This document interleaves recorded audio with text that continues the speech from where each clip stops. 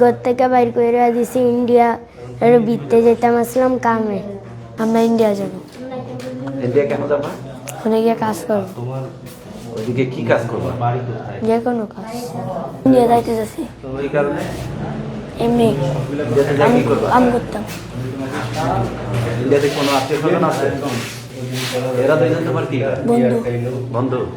বিজেপির টহল টিম আমাদের ভোগড়াবড়ি ইউনিয়নস্থ ওদের যে পিলার আছে 782 নম্বর বাই 4S, এই পিলারের পাশে গেলে তাদের সন্দেহ হয় যে বাচ্চাগুলা কেন, তখন ওদেরকে নিয়ে আসে, হেফাজতে নেয়।